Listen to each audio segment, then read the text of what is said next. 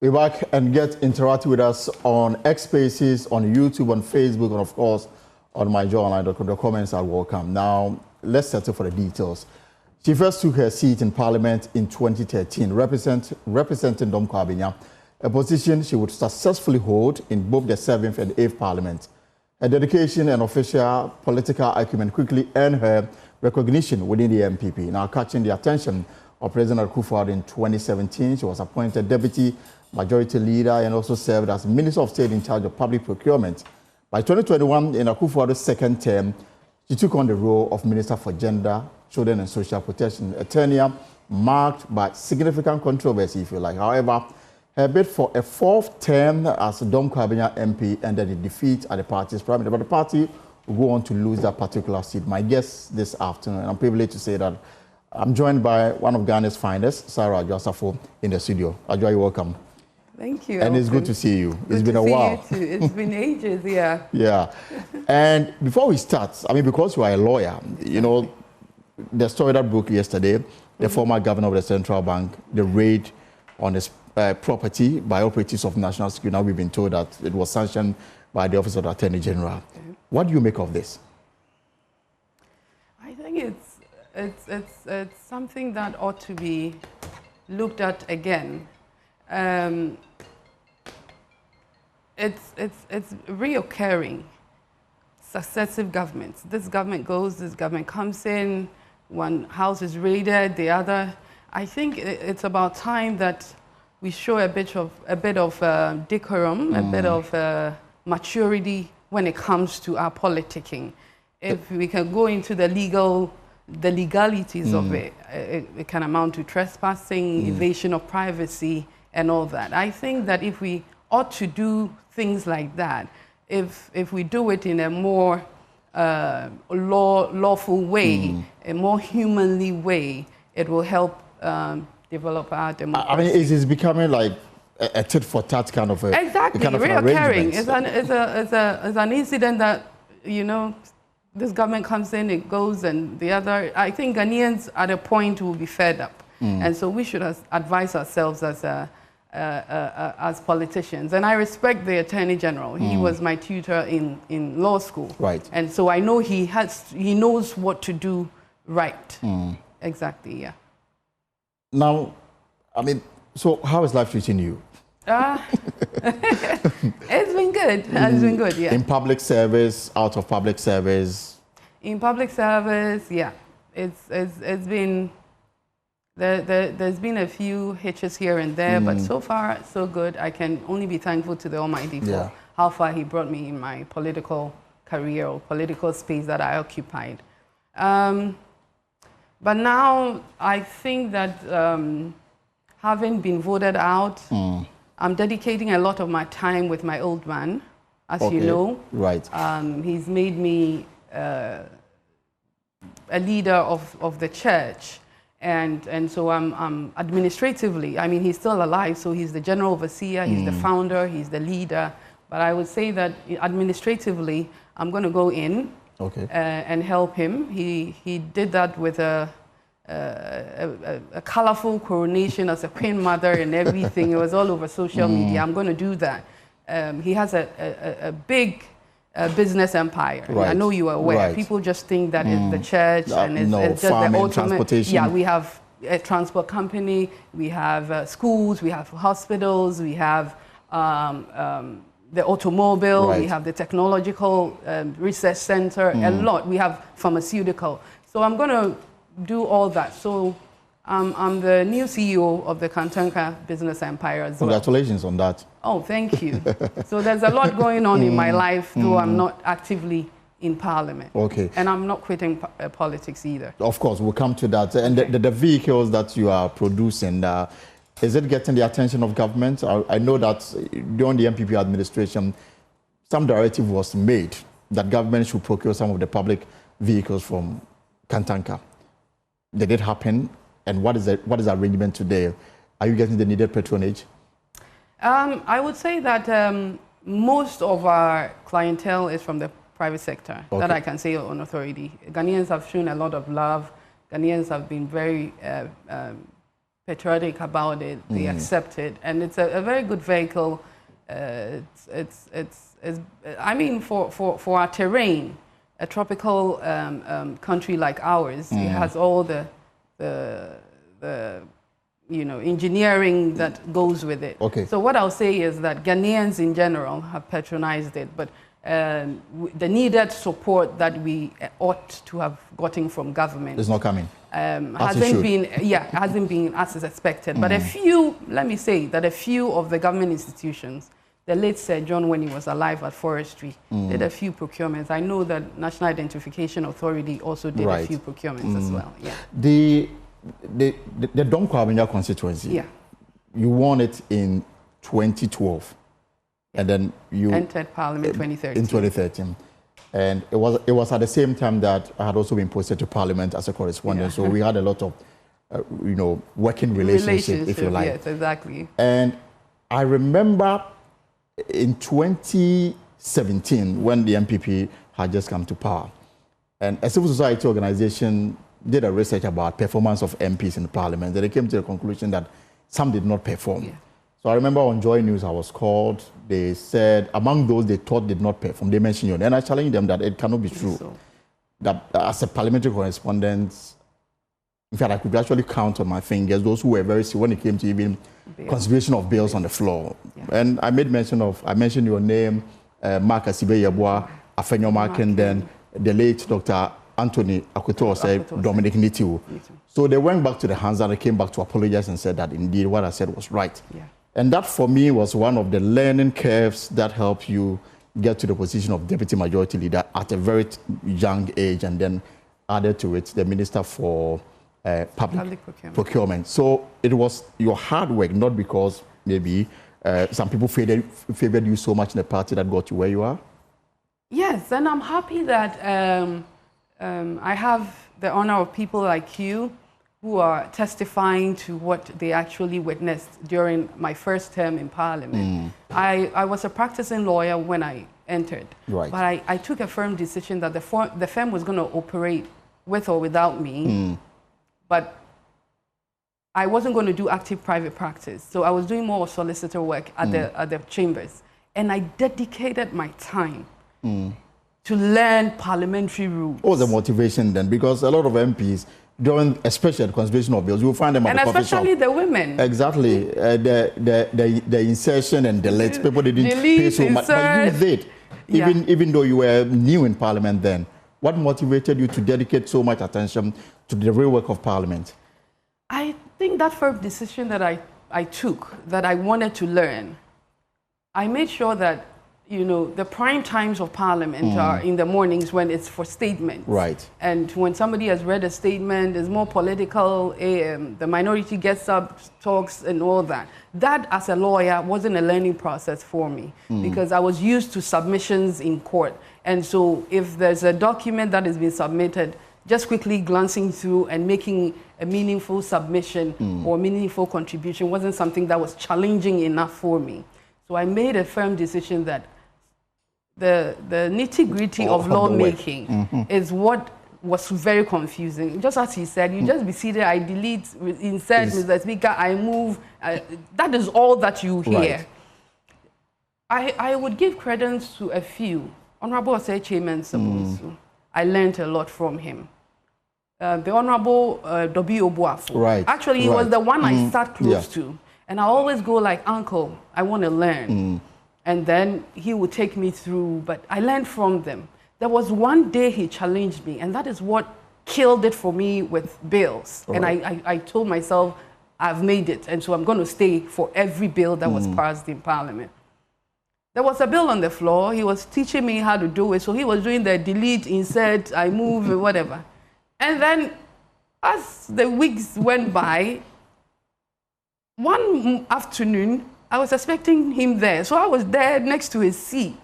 Then he called, he sent his assistant to me that he's not going to be able to come in early. And so you should lead. So I should lead with the amendments. Right. I started shivering, my knees. I was like, what is this man trying to do?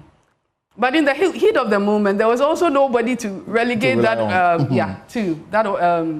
role to. So I took it up, and then I made a few mistakes. I had the leader, was actually Mr. Bonsu then, who came in. Joe Weiss also came in, and then when like, Mr. Speaker, what she's trying to say is, and so I learned from there, and that was it. So for me, I learned the rules of Parliament as well. And you think that it was a factor in considering you for the position of Deputy Majority Leader then? My contribution in the Hansards for 2012 through to 2017, before I became leader, active on the floor of Parliament, active on the floor. So just as you said, when Odikro came in, that I was one of the MPs that wasn't regular, I thought it was politically motivated, but they came in, did what was needful of them, and then we moved on. So I think that I learned the rules of Parliament.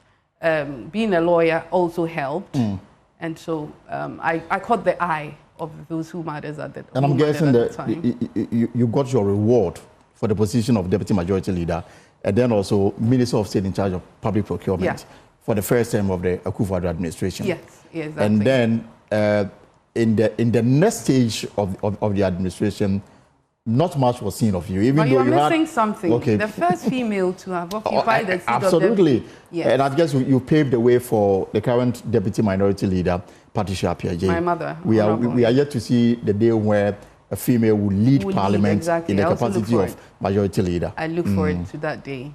But how was it like? Because most time, was HMS Abunsu will leave the jurisdiction and you have to lead. Yes. People with egos, I mean, in terms of capacity, some older than you and everything, but you led them. Yeah. It wasn't... Was there difficult moments that you can share with us? Oh, yeah. Just as you said, there were times, most of the times actually, my leader was so engaged in other responsibilities, mostly outside the jurisdiction, and I had to manage the caucus, manage the house, both sides. When you're managing, the house, it's just both minority and majority. And also serve as a link between Parliament and the presidency. And the presidency. And that was a very good opportunity for me to learn. And initially, it was a bit tensed. Initially, the idea that it was a woman leading, a lot of older guys weren't too comfortable. But, you know, when you give them what is expected to be given them, which is the respect and the acknowledgement that they are your seniors in Parliament. So sometimes, when I was leading, there were times that I would want to make a submission. Right. But I'll turn, and I'll turn to Honourable, the late Adwoa Safo. So I go like, senior, we had this old boy meal, also I don't have problem. Sometimes it was done deliberately, not because I couldn't make the submission. You wanted to give them the respect that most of the time I'll go to Honourable Obi Amwa, Obi, away there, you know, me and now what was so, you know, so I thought that carrying everybody along in the absence of a leader who was very experienced, who they were so familiar with, in his absence, they thought there was a vacuum, and I had to step in well. So I think that it wasn't easy, but yet the Minister of State or your supervisory role over the Public Procurement Authority came under some serious allegations. Eventually, the president had to dissolve that particular ministry. What role did you play to contribute to that? I don't think I played any role. I think that it was a very Some said the Public Procurement Authority was used as a vehicle for corruption. And you was in charge, you know, saw all these things happen and nothing much was done to correct it. I think the initiative to set up a ministry on its own, which existed in other jurisdictions, I can talk about Canada for a fact, was a good initiative. But I think, honestly, sitting back now, we could have done it better. The reason I'm saying that is, I was a Minister of State in charge of procurement, so I was more or less a Minister of State under at the presidency. I had no budget line. I was supposed to play an advisory role to His Excellency. But again, you ask yourself, procurements under our Public Procurement Act are decentralized. So every ministry, every state agency, every entity does its own procurement. And most of the times, it's their cabinet minister that comes to cabinet who takes the initiative that we want to do this, and then they have to follow the law. There was no clear-cut situation where an agency or a ministry would bring anything to the president for advice. So again, your advisory role. So more or less, I was working closely with the Public Procurement Authority. We started as a public procurement secretariat. And Elton, you know, there were certain amendments that I proposed that we do so that the ministry would be more solid, have the legal backing. You remember there was a question on the floor of Parliament about certain procurement that had been done. Right. And the question was directed to me. Right. And I couldn't answer the question on the floor of Parliament because per our rules, if you go into the Public Procurement Act, reference of a minister, when you go to the definition section, was referring to the Minister for Finance. So again, you ask yourself, what is your locus in Parliament? So questions were being filed in Parliament, but I couldn't answer, and the Minister for Finance would. Because so technically, you didn't have jurisdiction. Technically, we didn't do the amendments that will give you that, will clothe you with that power to do that. And again, there were two entities that were under the Public Procurement Unit in terms of governance. You had the Central Tender Review Board, and then you have the Public Procurement Authority. The law establishing the procurement framework for Ghana actually placed all these agencies under the Ministry of Finance. Right. Yes. And so, more or less, you had a Minister of State there, yet everything procurement was still under the Minister of Finance. But I'm wondering why you would accept a position that had so many deficiencies. Because it is not just because of your work in Parliament. I mean, you have a diploma in public procurement law and policy. So you were fit for the job. I have two. Yet you accepted a job that has so many deficiencies. Why? Not because it had so many deficiencies at the time. Because it was a novelty. It was something that we're trying. It was something new. And it was bound to happen. So when we created it, it was something that I think we could have built on it. Because, you know, even the current government, when His Excellency Mahama was giving one of his statements, I was behind the TV, whether he was the Economic Forum. Economic Dialogue. He stressed, I could say that about 2 pages of his speech was on procurement. That tells you about 80% of our government funding goes through procurement. And people say that there's a lot of corruption there. Yes. Under the MPP, sole sourcing became the order of the day. If where the human interface is there, there's bound to be corruption. That is why the law was enacted in the first place. And then we wanted to move on. But the attacks that came on, the criticisms, it wasn't necessary. I remember one day the president actually tasked me to bring one jurisdictional example of what I was proposing, as in taking all the agencies and placing it, giving it a full ministry status, giving a line of procurement, centralizing procurement, making sure proper training is done and everything. And I presented the paper, and he was more than willing to, but I think that... it didn't happen. I don't know. Then our next term, he has the executive power. The next term, all I could say, Jack, the whole thing was scrapped. But I remember that the reason why I'm sure the president took the decision, that was after this scandal that rocked the authority, the CEO then. Oh, yeah. And that automatically, or that virtually led to the collapse of your role in that particular sector. I wouldn't say so. Because as I said, the whole institution wasn't properly so-called constituted under my ministry. I was working directly under the Ministry of, under the Office of the President. So it was a Ministry of Finance thing. But anytime anything goes wrong, it is my ministry and my name. But properly so-called, strictly speaking, everything related to Ministry of Finance? Nothing. Even Public Procurement Authority, the Attorney General, per the law, has representation on the board, on the governing board. I couldn't go into their meetings to see whether they were doing the right things. I wasn't entitled to any of the reports that were coming out, informing their decisions on approvals that they were giving. And sometimes they were giving retrospective approvals and all that. I didn't have any direct control They were reporting directly. There were many times I would go to see the chief executive, and I'll be told that he's gone to his minister, which is the Minister of Finance, or I would request a meeting with him. So did you try to correct this with the president? And that's what I'm saying. He asked me to prepare a paper, and you didn't see the light of day. Which I did, and I think we discussed it in cabinet a couple of times. But just as I said, there were a lot of things that had to be done legally in terms of the legal framework. And then if we were really willing to actually make it an institution or a ministry on its own was another thing altogether. Final question on this matter, because this But we did a lot of work. Okay. 30%, we brought a 30% policy for persons with disability, women in procurement and all that. And the Ministry of Finance actually put that in the budget. And that was a document and a process, the stakeholder engagements and everything was done by my office. What can we do as a nation to address corruption that has become so much associated with public procurement? Oh, public procurement. I think that... Because it's your area in a way. I think we need to develop more of specialized courts that deal with procurement. I have a paper on it. You know, naming and shaming, prosecuting, investigating, and making people responsible for what they do. For many years in Parliament, I sat on I was a member of the Public Accounts Committee.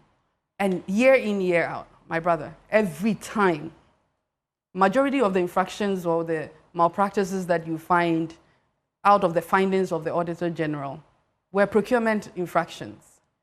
What happens after that? The report is laid in Parliament, we debate on it, and we leave it at just that. So I think that persons that are named for procurement breaches, procurement violations in all these reports, we should bring them before the law. The Attorney General should prosecute. And we can't prosecute using the normal courts. We should have specialized courts, like we have the specialized courts for human rights. Yes, we should do same for procurement, because it is it's an area of governance that is very important. If that is where a chunk of our resource, a chunk of our budgetary allocations are going. So I think that naming, shaming, not just debating on the floor and leave it at just that. We should move on and prosecute. We should have a law reporting structure in there, reporting cases on people that have violated procurement in this country. And it will act as a deterrent. Absolutely, I agree with you perfectly.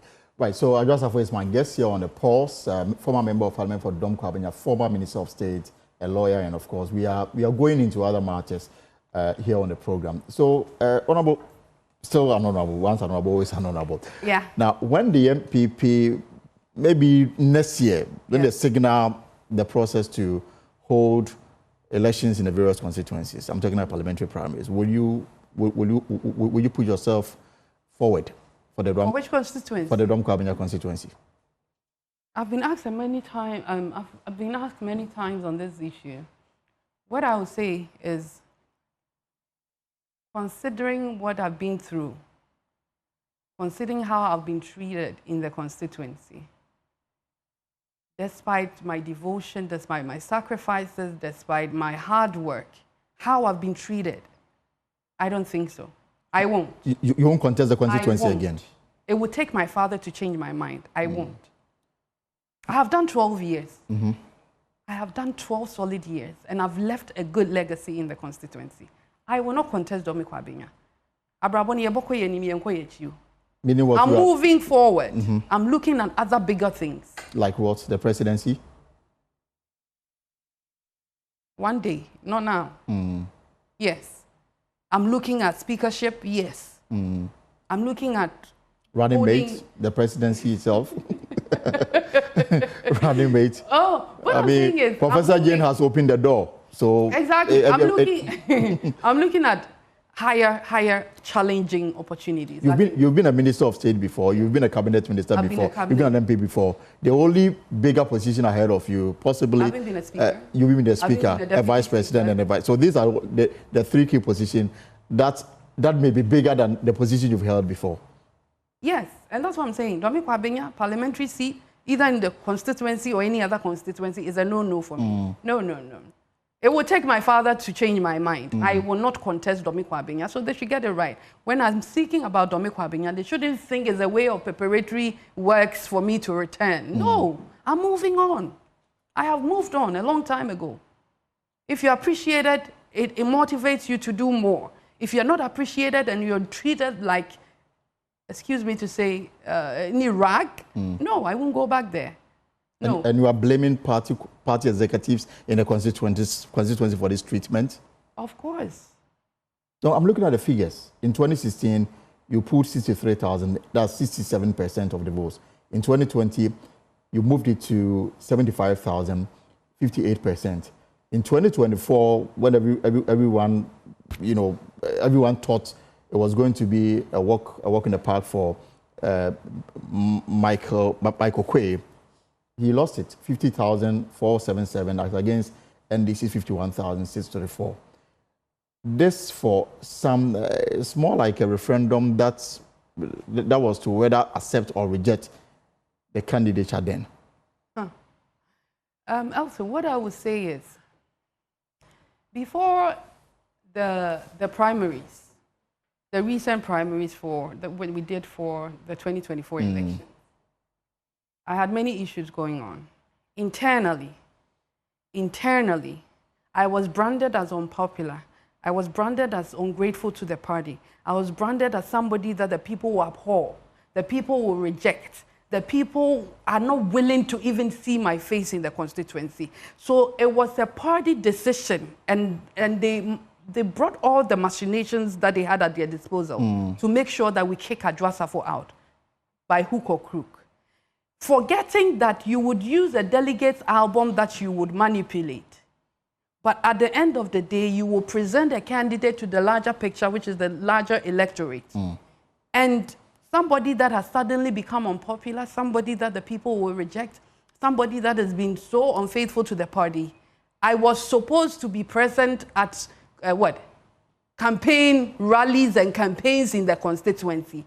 And so our defeat is caused by my absence. I don't see the logic in this. The party, some people in the party says that when they needed you most, you also rejected the party. You turned your back on them. I didn't. There was even a point that your own members wanted to get a speaker to kick you out of parliament. I didn't. And all that we were doing, all that we did and we were doing, the constituents were watching. Elton, I'm happy that you started with how I started in Parliament. Very committed, very hardworking, very meticulous, very detailed. I made sure I did my work the way I was supposed to do it, both within Parliament and outside of Parliament. When I had my executive appointment, I did same. And you know, when there's a character assassination, there is the need to set the record straight. Nobody should tell me I am discussing party issues on TV, radio, I should stop. Reputation is everything that anybody has got. It has stuck, things that we said, things that we did, things that we said about me are stuck in the minds of Ghanaians. I've been branded the way I'm not supposed to be branded. And I owe it to myself to clear it up, to let Ghanaians know my side of the story. And that is not selling my party. You know what? Nobody gets up in the morning and prays to God Almighty, I expect you to bring a misfortune along my way so I can testify and glorify your holy name. Nobody does that. But as humans, we are bound to face challenges. And I faced challenges at a point in my career. And those who ought to know about those challenges, I let them know. They knew. You remember that in 2020, when I was going for the elections, I was heavily pregnant. Right. Yes, I have a role to play as a mother. I lost my kid. I lost my baby. I didn't get what I was expecting out of the term of my pregnancy. It didn't end there. In the time of my grief, my oldest son fell ill in the United States. I had to be there. And I made sure I notified those who ought to know. And I wasn't there the way they're making the picture look as if you're there and you're not. I was there, and I was making sure that what ought to be said and communicated to all those that matter, I did. Including the chief of staff, the president? Exactly. As a minister, you can't travel out without permission from the minister. So they knew the chief of staff. They knew the challenges we were going through. Exactly. And I expected mothers to feel my pain. I expected fathers to feel my pain. And that is what happened. My son was at the verge of death. I had the choice to stay as a mother and take care of my son, or take up my position as a member of parliament and as a minister. Any mother looking and watching me today should put herself in my shoes. What choice would you have made? Of course, if you're not a witch, you're going to choose that of your child. And that I did, and I don't regret it. That I did. And you know, in America, in the advanced countries, their child care support system, their child care and welfare support system, it's not like what we have here. If a child is in need of a motherly love, care, and hospitalized, and had to go through surgery, they expect at least one parent to be there. Yeah. They'll go during recovery. He was still going to school in his wheelchairs and everything. We had to operate on my son's legs. And every stage in this journey, you told the executive, the Jubilee House, about the challenges you're going through. Everybody knows and I'm guessing this happened around the time that your position as Minister for Gender was revoked. Is that it? Yes, yes. In the mid of all that was when the revocation came. Because the claim is that you had abandoned post. And you were unreachable. No, I said Chairman someone's on record to have said that you tried many times to call you. Another prayer was on record. A number of my colleagues on my side were on record attacking me. Yes, they all knew. They said they tried to reach you. You didn't answer the call. They took me out of the. They tried to call you on Facebook. It didn't work. You were incommunicado at the time. You know, we have parliamentary caucus platforms. They said I was a trader because I voted to bring Speaker Bagbin into power. So they took me out of the group. Other groups I was taken out of it. But did you vote for Bagbin? I didn't. You knew what happened in Parliament. The candidates in Parliament will testify. It was a secret ballot, so nobody would have told. Yes. And you know me. When I didn't want to vote for E-Levy, I wasn't there to vote for E-Levy. I'm not a pushover. When I believe in something, I stand with it. This whole thing started with bringing Professor Okwe for the second term. I remember our members at the time, because a new leadership hadn't been chosen. So you were still the deputy leader? They were clear in their minds that go communicate with the president, that he should give us an opportunity to engage with him. We are not too comfortable with it. We want him to propose other names so that we can. The caucus didn't like Professor Michael Kwei then. They didn't like him for the second time. And so if you remember at the point, names like Justice Doche, Papa Usu Kuma came up. So there was that opportunity for other names also to pop up. But at the end of the day, the power lied with the president. And he called leadership again and said, this is the decision that we should all go with. Let's whip everybody in line. Let's take Professor Okwe. And so we went there, told members that is how we are going to vote. So despite the caucus reservation about the candidature of the president still decided that, forget it, I'm still staying with Professor Michael Kwei. Yes, but it wasn't the same day. Take it or leave it. Thinking that he would call for the engagement and then give members opportunity to bring other names, but he communicated again to us that we are sticking with. And I won't say that members had personal grudges with Professor Okwe, but something happened in Parliament. That new chamber thing that we dropped that chamber, remember? Right. It made him very unpopular within our caucus because they thought the timing was wrong. Ghanaians were so angry that we had to use that money for other things. So it wasn't anything personal. That is what members communicated to us at the time. You know that during the process of voting and during the process of sorting the votes, that the yes and no and everything, right,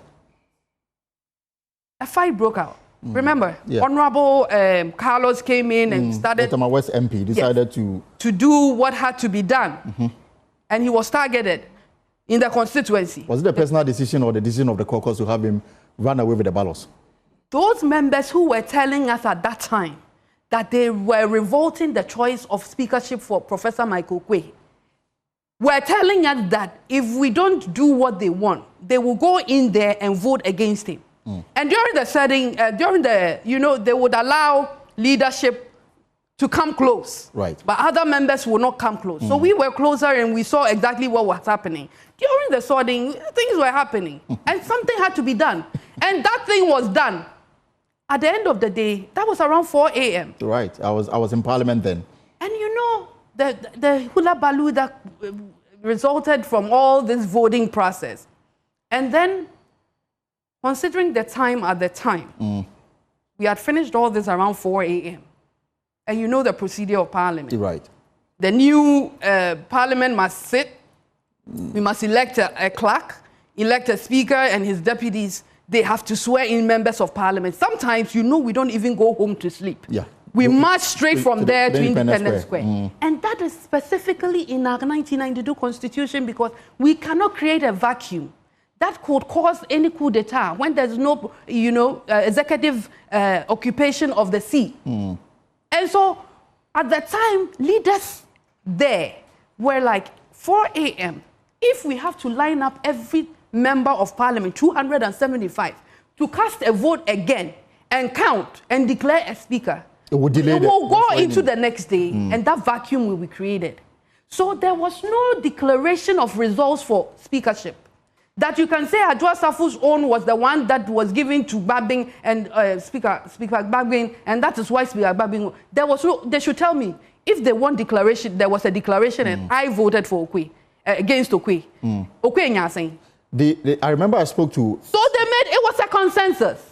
We agreed amongst ourselves, both sides. So that given the circumstances, technically, let's give. Babing was not elected. You know it. Yeah, I remember I spoke to Samuel Atachan who said that per the NDC's calculation, they had come with figures that they had won by more than 5 votes from MPs, meaning some MPP MPs, more than one, voted for Speaker Babing to become Speaker of Parliament. And the claim is that you may have been one of those who voted against the president's choice. At the time, Elton, we had a national security minister, right? We had security agencies in this country. Right? Yes. They should come tell us how many yes and how many no's that even out of the ones that were destroyed, they were able to capture. Was it more? It was, I'm telling you on authority, it was more than 2. It was more than 3. It was more than 5. And it was a secret ballot. You are a lawyer, and lawyers usually, when you go to court and there's a criminal case, you deal with motive. Yeah. So those who conclude that you may have been one of them makes the point. Because if I can just find and then create this scenario and then ask you whether it fits the narrative of people who think that you may have voted for Alban Babi. They say that you contested the primaries with the son of the speaker. The son of the speaker at the time was unemployed. In fact, he was Ghana's ambassador to India. He was doing well. Then the speaker's son came to contest the primaries with you. The speaker is in Parliament. The leaders help him to execute his duties as speaker. You happen to be one of them. Exactly. And so in terms of maintaining normalcy in the House, you will play a key role in that direction. Some say that the speaker could not speak to his son to say that the person you are going to contest, one of the leaders who is helping him to run the House, it didn't happen.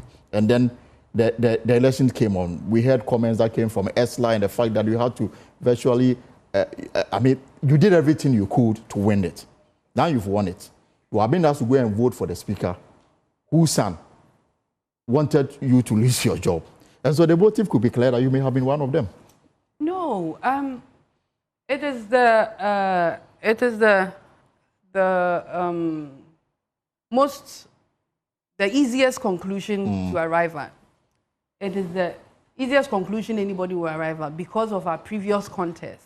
But I want to say and place on record that I was part of people, the members of Parliament that brought him for the first term. So that at that time, I didn't find the need to oust him. I did.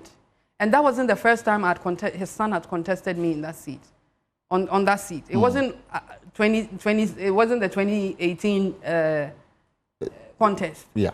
That wasn't the first time that I contested Junior.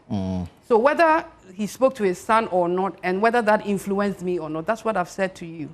That at the time we were working with the president, he had told us point blank, whip everybody, we're going this direction. if I didn't want to do it, I wouldn't appear in Parliament, and nobody could have forced me. I was there, I was cooperating, and I made sure that I voted. And you can call Honorable Chairman Sambunsu and ask him. I was stuck in traffic. And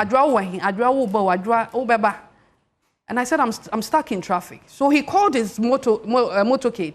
I said, me dispatch rider Ababe for you. Why go through all that stress if I'm going to vote no when I could abstain? So it's neither here nor there. But the misrepresentation out there, the lies out there to paint Adwoa Safo black, that indeed there was a counting process, and then there was a discovery that my vote and another vote. When you go to other quarters, they say it was only my vote that brought Speaker Bagman. You go to other quarters, it was me and another person. And they were tagging another MP, and they were doing all sorts of things in his constituency just to oust him. Why is it that we don't take our time to go into the parliamentary hazards and find out what happened on that day? And you were there in Parliament. Right. There was no such declaration. In fact, there wasn't. There wasn't any no such declaration. Yeah. There was a consensus building. Both sides agreed. Yamfama Speaker Bagman, and that is how Right Honourable Speaker is still Speaker and has continued. How is that Adwoa Safo's doing? So you think if Professor Michael was changed, perhaps Bagman wouldn't have been Speaker of Parliament for the 8th time, for the 8th Parliament? I think that even as a member of Parliament, when you go into your constituencies and they're telling you, Honourable, we need a pill, and you don't listen, what happens? They will oust you. Yeah, so we're dealing with a group, a parliamentary caucus, a parliamentary group, and they were telling us, okay, this is, we've tried it, but let's try another. And you know, it had a lot of dynamics that they were, and logic that came out of their arguments that made a lot of sense to me, Adwoa Safo, because we had a very tight Parliament, and they were thinking that somebody very liberal, somebody out of the parliamentary whole setting, who could take over. Could take over, could soften the minority, could, you know, maneuver everything. But at the end of the day, the choice was that for the president. And he made us that aware that this is how we should go. How is that Adwoa Safo's problem when we go and it doesn't go the way we want to go? We wanted it to go. How is that my problem? When our members who were going to vote warned us, they warned us. The writings were clear on the walls for us to read. And clearly, leadership did not act on this warning. And it fits into the committee that was set up in the Ashanti region after the last election, chaired by Chairman Sabonso. Their conclusion, which is now a matter of public record, points to the fact that Nana Akufo-Addo was not amenable to advice or suggestions, and that whenever he took a decision, he didn't change it. And a lot of people they spoke to said that it didn't help, and was one of the reasons why the party lost the 2024 election. You worked with the president closely. Did you see that kind of traits in him, that he was somebody who was not amenable to suggestions and advice? I think that the first term was good. Ghanaians had a lot of expectations, and there was that, you know, eagerness and that preparedness to meet that expectation of Ghanaians. But I think that moving into our second term, I would support exactly what Honourable Chairman Sabunsu was saying. It was as if we weren't hearing. It was as if we didn't care. It was as if we were on our jolly ride. Chiefs were complaining. Pastors were complaining. You know, party people were complaining. The youth. Everything that we were doing, it was as if there was no election ahead of us. Not that governance is about thinking about the next election. It's about governance. But you should know that your track record is what is going to secure you your next term. Right. So you have to listen. At the time, I think that at a point, we were not listening. Is it a normal second term syndrome that almost every party, you know, face? Maybe. And we did a lot of things that got people really aggrieved. People were really bitter. The business community. My father is a typical example. The president was my father's lawyer in the 80s and in the 90s. So he has a close relationship with my father, Apostle Dr. Kojo Safo. He has a lot of businesses. One is our transport company, Imperial Express. Right. it was thriving, it was doing very well. Concentrating in the northern regions, Togo, Benin, everywhere. You know, we wake up one morning and to our utmost surprise, Honorable Henry Quartey brought a team of guys with bulldozers, whether they were, how do they call them? These macho guys. Langards or whatever. Mm. He didn't even give us notice to even park our computers. They pulled everything down one day. And the reason being what? That you were occupying and land that didn't belong to you? The land didn't belong to us. The land was government land. The land was being leased to us and we were paying. It was a land for the Sports Council. Mm. So at the time, Honorable Neil Ante van der Poel was the one that the general manager then entered into that agreement with, and we were paying, and that is where we were operating from. And a lot of people do that. Mm. Most of the terminals that you see don't belong to the transport companies. Mm. We lease them. Right. And we were doing everything, not that we stopped paying the lease. They said there was an order from above that those lands were being recaptured for a government project. They pulled everything down without notice. Until date, there has not been any government project on that land. And this how do you expect Christo Asafo members and my father to go and vote for the NPP? How? We have blood running in our veins. I have blood running in my veins. That is the company that took care of me.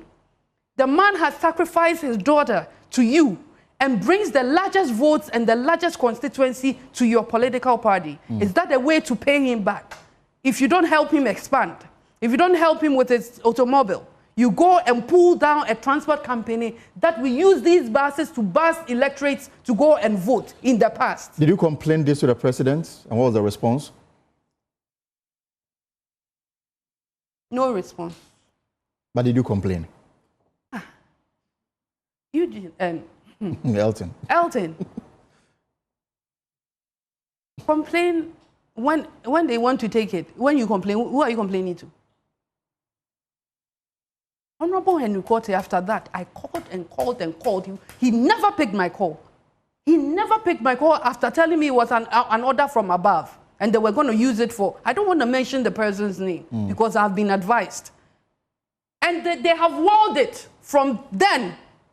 Up until now. It is still there. Nothing has been done on it. And I'm daring them. Now NDC is in power. Go and do the project you want to do over there. Whether you'll be given the opportunity to. Why destroy people's businesses? The business community, it's not only my father. Pastors, we were arresting pastors that prayed for us to come into government. You expect him to tell his church following that go and vote for NPP again. So I'm telling you, we are the cause of our own loss. Have you appeared before the Professor Michael Quay's committee? Because it is the committee is asking people why the NPP lost. You have stories to tell. It's a very bogus committee. Why do you say so? Why? And you know, a committee that is put together, and it's an intentional committee put together just to make sure that we find certain facts and push a particular candidate away from the candidacy so that we can bring our own. You call that a credible committee, fact-finding committee. If Professor Michael Quay thinks he has integrity, thinks that he is credible, I want the first page of his fact-finding report. Why my son Michael Quay Jr. lost Dome-Kwabenya seat. He should give us a detailed report on that. It is possible. If he's able, no. It is possible it could be captured. No, if he's able to do it and do it with the needed integrity, with the transparency, without biases and prejudices, I will take any report finding that he puts in there against Dr. Bawumia. Other than that, that report will not work in this party. Is this not a premature conclusion, knowing very well that the report is not out? We don't even know the content. The composition. He should, no, please, your backyard is burning. And you think the best person to lead a committee, a fact-finding committee like that constituency is included. will do a thorough job for you. So why don't you go out for an independent person? So you want the entire committee changed, bring in new people to do this work? This is not the first time. I'm telling him there are other credible members. That's why I'm saying, I'm just talking about him. I know there are other members. I'm not attacking anybody. I am attacking the chair of it. Couldn't we have found anybody in the party to chair? Because he's conflicted. Exactly. Why do you do that? And we know what we know, and we've heard what we've heard.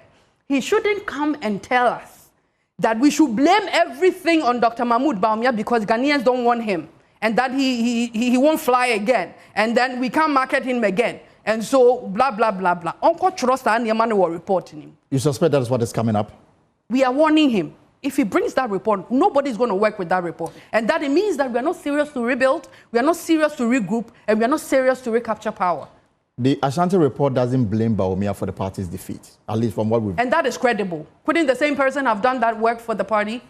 Who has more parliamentary experience and electoral experience than Osei Mensa? But that is only Ashanti His region. name was there and they shut it down. That is only Ashanti. The feeling may be different from the His name came up, they shut it down. The other 15 regions.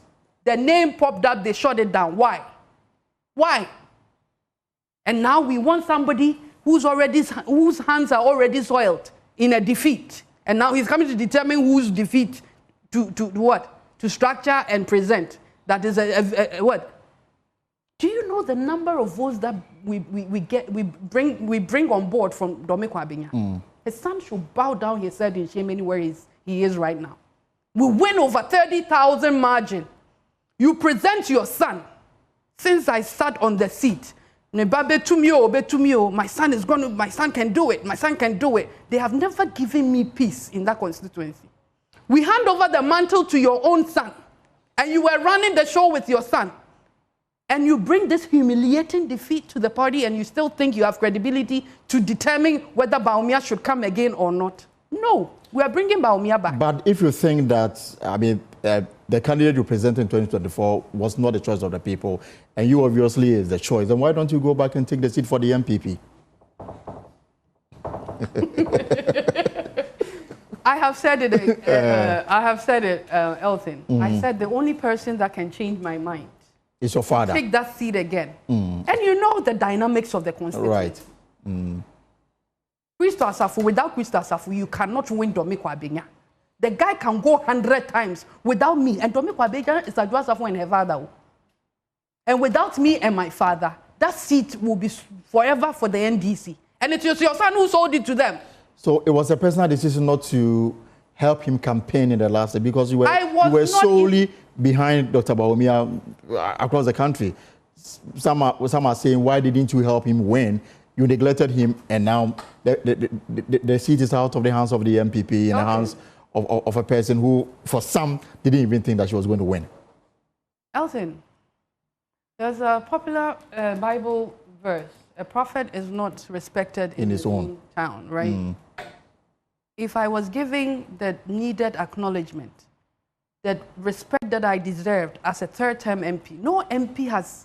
Esodakun was the first MP of that constituency. He was part of Medina from MPP. He did 2 terms. Professor Michael Quay was the next MP. He did 2 terms. The first woman to lead and shoot the votes up massively was me. And I was the first to be able to do a 3-term in that constituency. Nobody wants to show me a single acknowledgement or respect. Nobody came knocking on my doorstep. And I still have the popularity and the support of the people that anywhere I go with him, they will leave him and come to me. The guy feels threatened. You know what? Before the declaration of results for this just ended 2024 general election, right. You know, there was an issue with Dome-Kwabenya. They wanted to vote. Yes, it took a while before the declaration was done. I was invited to a meeting. I was called by the campaign manager, Honorable Pariansa. The chief of staff also called. I went. A few of the big wigs called me. I said, okay, I'm going to be there. I got there. Michael Quay Jr. was in the meeting. He told the members there that if I am seated in the meeting, he's not ready to have a meeting with them. And I told him I'm not a pushover. If you want any profession in the world, that seniority is something that they cherish. It's the legal profession. And that is why when I see attached, I go like, oh, senior. I said, I'm your senior at the bar. Assuming we were in court, you will rise for me to take a seat and do my case before you do. So why do you want them to walk me out of a meeting that I have done 23 years at the bar. I won't leave. Then you will better leave. So the General Secretary, Honorable McMenu and everything, they took him out. I don't know whether they pampered him or whatever they said to him. And then he came back into the meeting.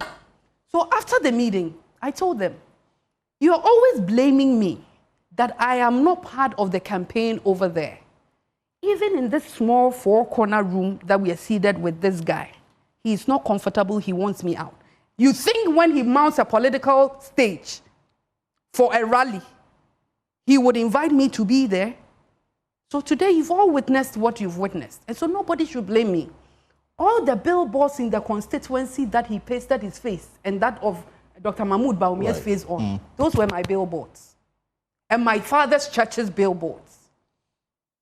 If he had gone for it from a commercial vendor, they would have given it to him for free because he's a handsome guy. He would have paid for it. No, but no. So why do you turn around and say, I didn't contribute my quota in the constituency? Those billboards are for that of my father. And those I personally mounted. And he used them. Till there, thank you, Kramai. Then you tell me that I haven't done anything. This question, I mean, so many comments, about 99% of them, they are asking that you abstained from the decision of Parliament regarding the E-Levy. There's also the time when Parliament had to vote for the budgets, and then a personality was seen on the floor. There are questions whether it was you or not. If you can help us clarify this matter once and for all.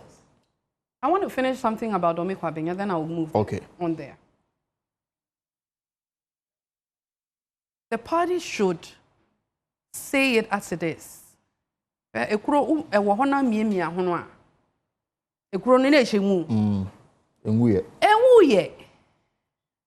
Elton, this guy will stand on a campaign platform during our primaries and ask delegates, compare me with Adwoa, compare our fathers. Adwoa's father is an illiterate. Adwoa's father is a farmer. Adwoa's father is a nobody in politics. My father is a professor and educated. My father has been in Parliament before. My father has done the work before. If you have these options, would you take a farmer's daughter to Parliament? Apostle Dr. Adwoa Safo's contribution to this country, recognizable by even a child that is born today. The charity work this man has done. He's the father for the fatherless. He feeds mouths in this country. And you, this small boy, you reduce him to something small. And then you go and stand in Dome-Kwabenya, highly populated by his church members. You have degraded and insulted and what? Uttered defamatory words against their founder, their leader, their mini God. We worship our father in a church. We worship him like God. And it's a movement, it's a church, it's a family. You say all these things, and then you turn back. Why don't you tell them the truth? No. When you cut us, when you cut Krista Safo and Adwoa Safo, you don't see blood, you see water, right? We also have blood running in our veins. Can there be reconciliation, and what will it take to bridge whatever gap that now exists between the two families? Two families. One is the movement, and one is the family. If Professor Michael Quay thinks that his son has something good to present to us in Parliament as an MP, every time this party comes to power, you contest me, you are rewarded. You were giving ambassadorial. This guy won't stay there and work. You were giving CEO, free zones or board, or free zones authority. He won't stay. Now you've been giving the work. Let's talk about E-Levy now, because I've gotten so many comments on. You abstained from the E-Levy. You've said it on record. There's also the issue about the vote to accept the 2021 budget, and the person that was seen in Parliament. This person, was it you? Oh, of course it was me. It was me. I wouldn't deny that. I've just had a baby, lost a baby. I was still very heavy. I'd gone dark. You know, when fair people get pregnant, you lose your color.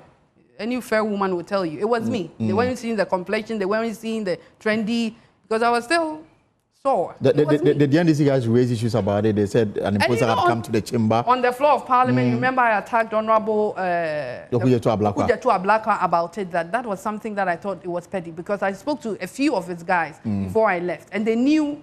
If it's somebody you don't even know my voice, you can't recognize my voice as well. I thought it was cheap politics they were doing. It was me. It wasn't somebody impersonating me. I won't stand for that. E-Levy, I didn't vote for E-Levy. So now you support that it's been taken off the books? I didn't support E-Levy. No, I'm talking about now. I don't regret not supporting E-Levy. I refrained from coming down to vote because I believed in a single thing, that it was something that was not going to help this party. It was something that was taking the little out of the pockets of Ghanaians. The many people who were doing minor jobs, who were sending monies to their relatives in the village through Momo. You tax them. The little that they have, the woman by the roadside, roasting plantain. If you calculate all the plantains on the chair, or on the table, sorry, it won't even come up to 100 Ghana. And then he's sending 20 Ghana to his mother in the village who is sick, and you look in the person's eye and take that tax away from it. And I was being convinced that if we do that and introduce that, we're not going to go to IMF. And we ended up at the IMF program. Right. What happened? And Ghanaians voted for us, voted against us, partly because of the E-Levy. And Dr. Bawumia, in his manifesto for the 2024 election, actually stated that if Ghanaians had given him the nod, he would take that nuisance tax away. And so I am vindicated. If it was a good tax, and we're saying that we can mobilize that money, and we won't run to the IMF, why were we at the IMF at the end of the day? And Ghanaians were suffering. How many rich people do Momo? I don't even have a Momo account. But the petty traders, the middle class people, you are not even putting any money in their pocket. The little there, you're also taxing out. It didn't make sense to me. My background, my father, he came from grass to grace. He has raised us to be charitable. He has raised his base with people that don't have money, the poor. And they told me, my church had a conversation with me. And that is my base. That is my constituency. I made a promise to myself, with my religion, with my church, with my party position. I chose to go with that of my church. And I've been vindicated. And today, my father has rewarded me, and the people are happy that made me to make kase. Me and family. A few things before we move on.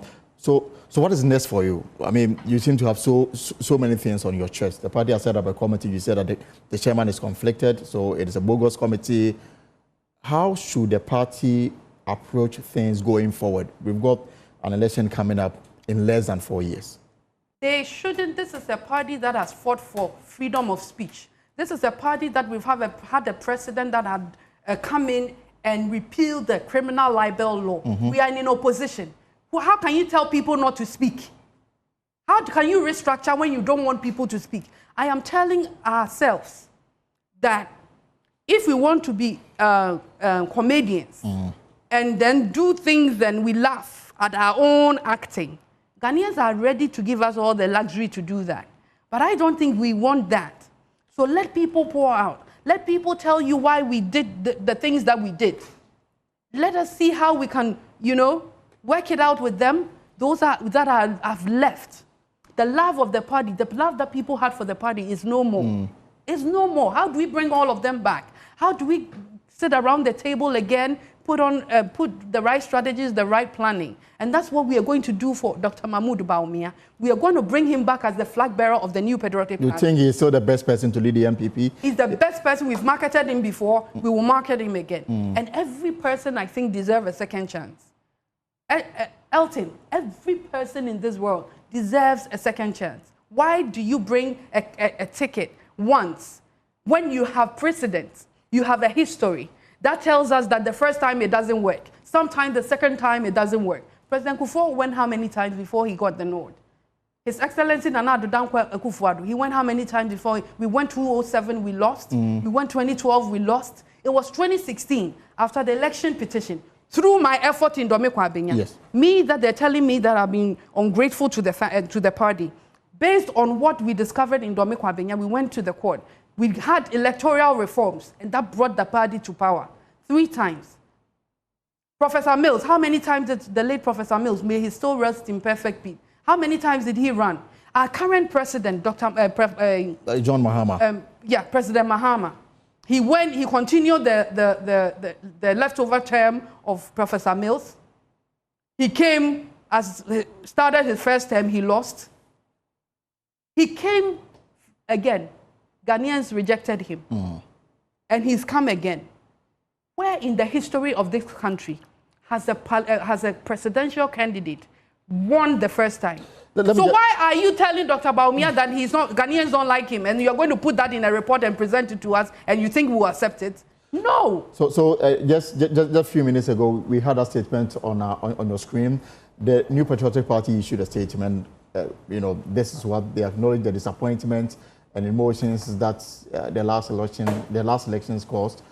Many of us as party members have on several platforms expressed our anger, disappointment, and frustration. However, we humbly ask that all party faithfuls remain calm so that cooler heads may prevail at this time. And as an officer of the party mandated by the party constitution to coordinate the activities and programs of the party, please know that all party members are hereby directed to immediately cease discussing party issues that create unrest, negativism, and disaffection in the media and other related platforms. And this statement is signed by the party's General Secretary, Justin Kodia Frimpong. You say that this is only gagging you from speaking out and it will not help. I am just reminding the party that this is a party that we fought for freedom of speech.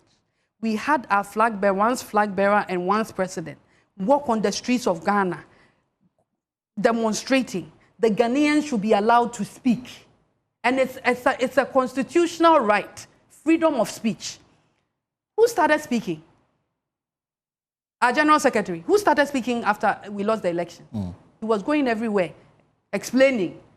He went to the extent of telling people that nobody should blame him for the election, what we lost. He went on radio saying that His Excellency, the President Nana Akufo-Addo, wasn't listening to them at cabinet. That is what Kodua went on radio to say. And what? Now it's Adwoa Safo's turn, and what? You are issuing a statement. What locus does he have?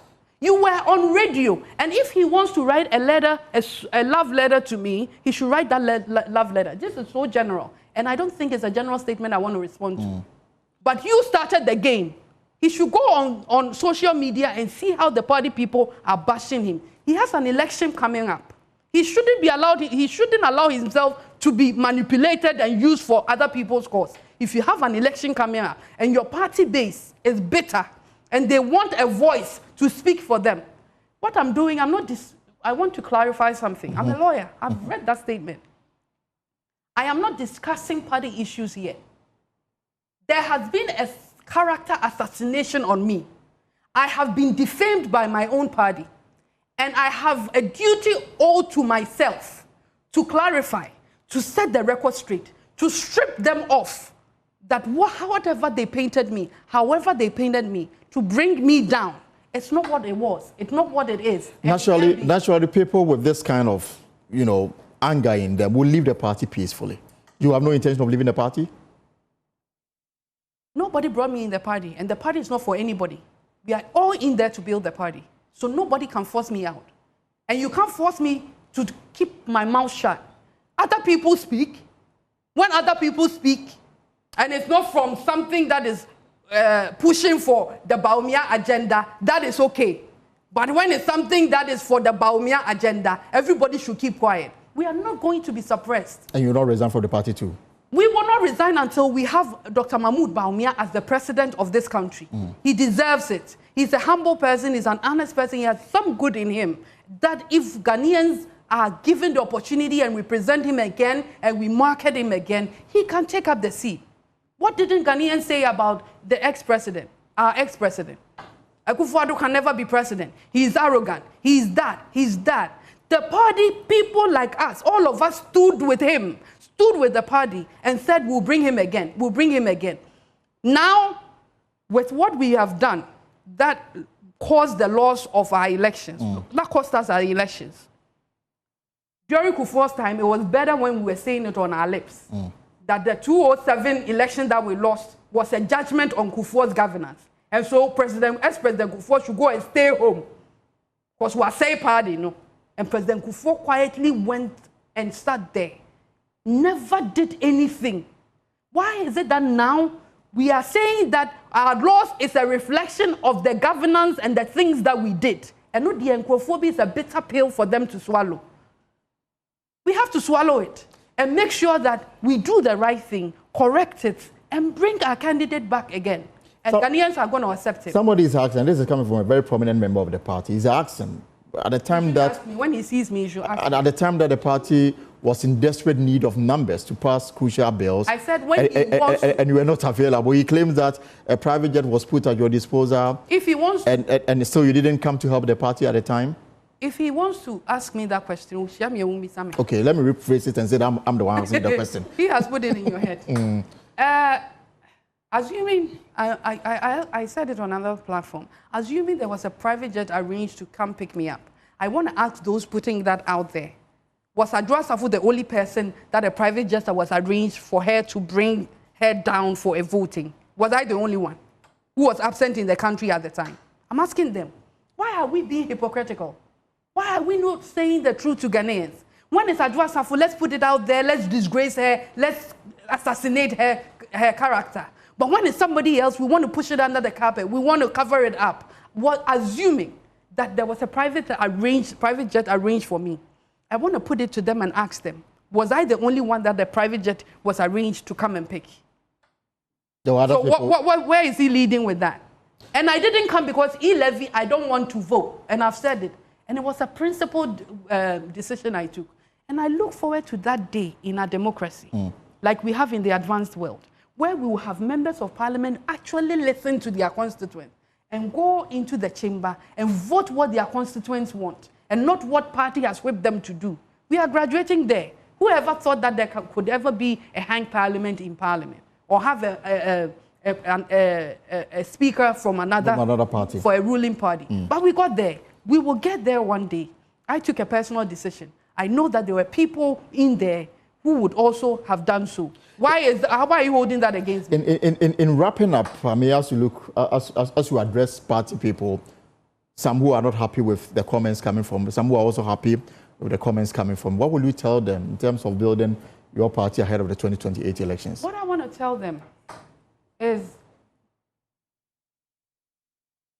I have never been ungrateful for what the party have done for me, the opportunity that they've given me to serve my people on the party's ticket. I very much appreciate that, and I would never say anywhere that I have been treated unfairly when it comes to that. I have never abandoned my job deliberately to punish my government.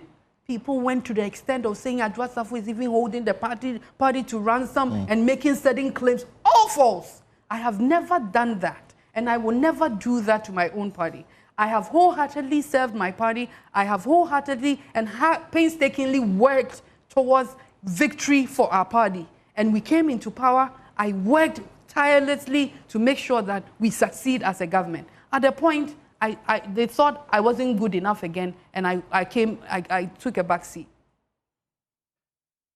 I am telling them, all that they said about me was wrong, and I will go all length. Have you read the book, The 48 Rules of Power? I do. I have, actually. You know something about reputation? Absolutely. It is all that a man has got, and you have to fight to make sure your reputation is intact, and that's what I'm doing. And that is the same thing that we will do for Dr. Mahmoud Bawumia. Nobody should come and tell us that he is somebody that Ghanaians don't like, they don't want him, and if we present him again, he's going to fail us again. Are you God? Those people saying that, are they God? God is the one who puts men on thrones, men that have been rejected. He can crown you as a king. So we pray to Allah, we pray to Almighty God, that whatever work that we will put in place for Dr. Mahmoud Bawumia's team, is there time? Bring him back. Is there time to do that? You've got less than 4 years. We had time to do it for... Is 2028 possible for the MPP? We had time for Nana Akufo-Addo. 2007, we did it. We didn't have time.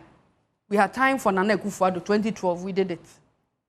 We had time for Nana Akufo-Addo. 2016, we did it. We will have time for Dr. Mahmoud Bawumia, and we shall succeed. Inshallah. Let's leave it here for now. Sarah Adwoa Safo has been my guest on the pause. Thank you so much for coming through, and I wish you the very best. Hopefully, see you as Vice President, President, or the Speaker of Parliament. These are the Amen. Forget about Dome-Kwabenya. So let's take a short break here and return with more here on the program.